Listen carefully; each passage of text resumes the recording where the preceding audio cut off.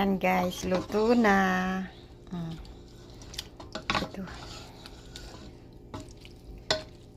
Masarap. Mapapakain tayo dito guys. Unlimited rice. Ayan.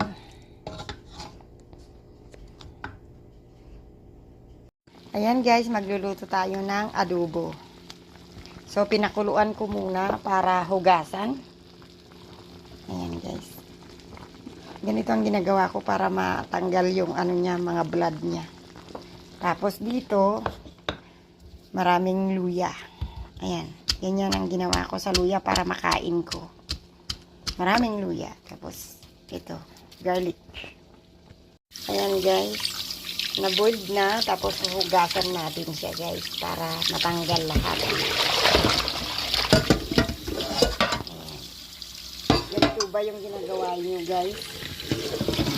Hinuhugasan muna. Ayan guys, ibabad natin muna.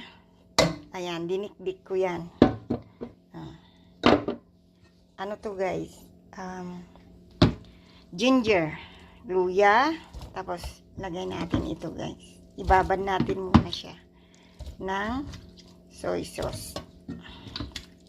Ipipreserve ko kasi ito guys, so wala siyang water. Ayan.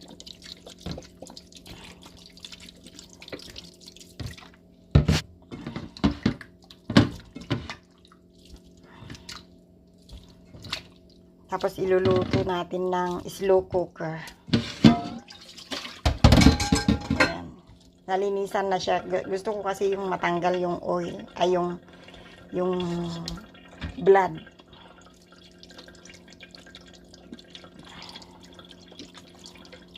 Ayan siya. Ibabad natin na. Kasi pupunta pa ako sa work, so mamayang gabi ko pa siya lulutuin. Ibabad natin tapos i-mix natin lahat. Yung luya. Ayan guys. So lagyan natin ng black pepper. Ayan. Gusto ko yung buo. Yung buo ang ilalagay. Tapos lagyan natin siya ng laurel. Baby leaf. Siyempre, piga-pigain natin para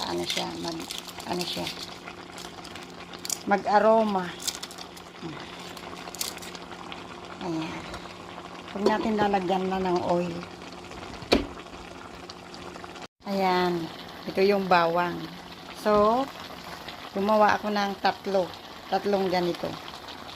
Ayan. Ayan, yung bawang. Ito.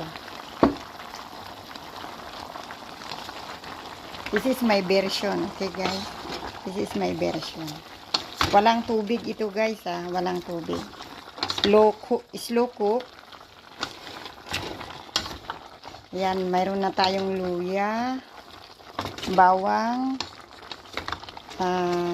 bell pepper, popcorn pepper, and soy sauce. Ang soy sauce na ginamit ko ay Silver Swan. Siyempre, Pilipino tayo. Ayan. Kahit nandito tayo sa Canada, Pilipino pa rin. Ayan. Ang ganda talaga ng ng Silver Swan. Tignan nyo guys. Magkukulay na siya. Ayan. Slow lang guys. Kasi hindi pwedeng apurahin kasi para maluto yung baboy. Kasi yung mga iba talagang as in, nilalagyan ng tubig. Kung gusto mo yung masabaw, ayan, lagyan mo ng tubig. Pero ito kasi, ipipreserve ko ito guys, babaunin ko. Ilalagay natin siya sa canister. Yung mga ganito, glass. Kaya, this is my adobo. Tingnan nyo guys. Oh. Slow cook lang siya. Ito na yung ang dami, punong-puno, di ba? Ayan. Ito pwede siyang ilagay sa garapon, canister. So, palalamigin lang siya kasi babaunin ko sa trip namin ito eh. Ayan guys, luto na. Oh, ang sarap-sarap.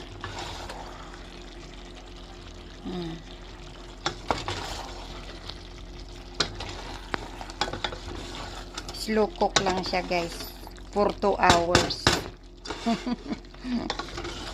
Oh.